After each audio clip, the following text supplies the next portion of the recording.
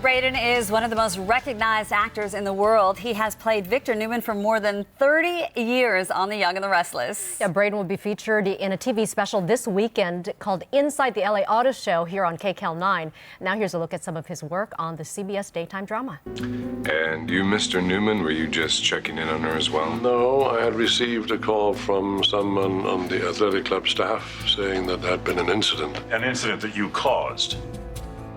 You're looking for someone to blame? Here's your man.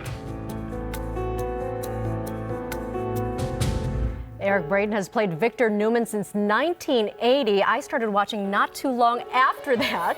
He has seen more than 120, or he's seen by more than 120 million viewers every day in 30 countries around the world. Braeden has also earned a star on the Hollywood Walk of Fame, so we are really excited to have you here, and you don't look that much different than when I first saw you on TV. You don't seem to change. We were talking 3 decades, more than 3 decades. That's so amazing. You know, I remember coming on this lawn. I used to do Gunsmoke right up here. Yeah. And Mary Tyler Moore Show. Sure. Long time ago. Yeah. But 3 decades on one show, does that amaze you still? That amazes me.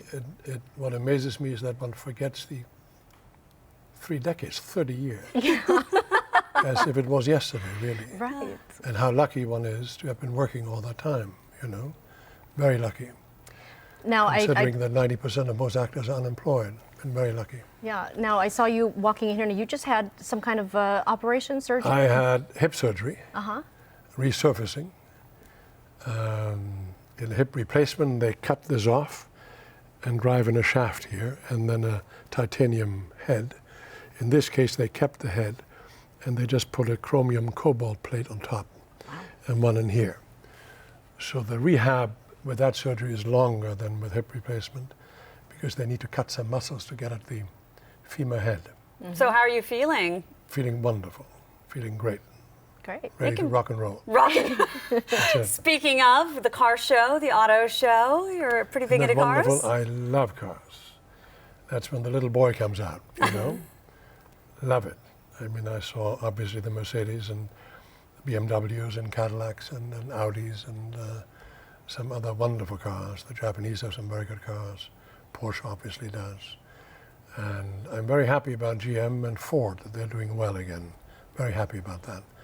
After the bailout, that's a wonderful thing to notice. Yeah, now you're in a special that's going to air on our station this weekend. Can you tell us a little more about what it is? Well, I sat in a Maybach, which is Mercedes' very expensive car. That car cost $500,000. What? Yes. And I said, that's the kind of car you need to, at midnight, drive to get a carton of milk. You know? Exactly. And that's it. So then I sat in the S63, which is a fabulous car. And it's a souped-up S-Class.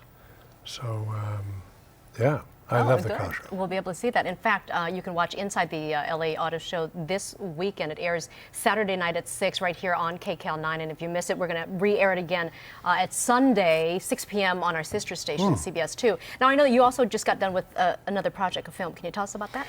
Well, that was about 2 years ago, 2 or 3 years ago. The Man Who Came Back, about the second part of the 19th century in the Reconstruction South.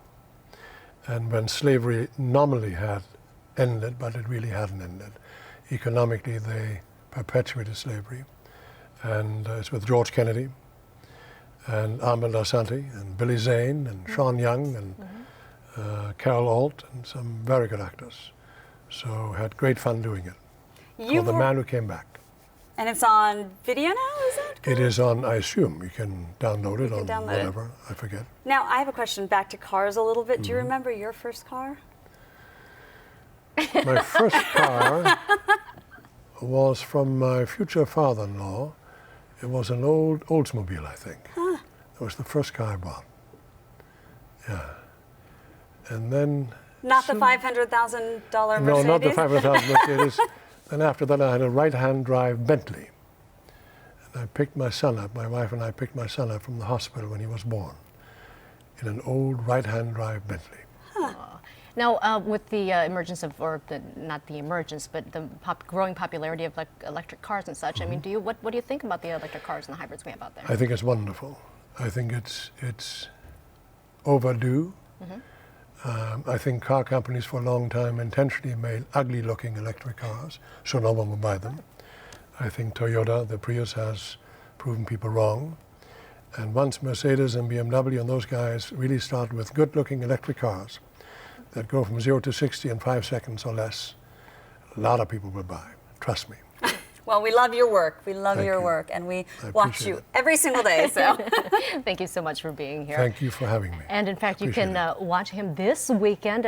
Watch Inside the LA Auto Show. It airs Saturday night at 6 o'clock right here on KCAL9. And if you missed that broadcast, you can catch a special rebroadcast on Sunday at 6 p.m. on CBS 2. And you can see some of the cars making their debut at the LA Auto Show on our website. Just go to KCAL9.com, click on Scene on TV. thank you again for joining us. I thank you for having me. I enjoyed it, and what a beautiful day it is outside. It really is. Glorious. And we are two lucky girls to have you LA in studio with us. Makes LA working at on its the best. makes working on the Friday after Thanksgiving not so bad. Thank you. Happy Thanksgiving. Thank you very much. Same to you.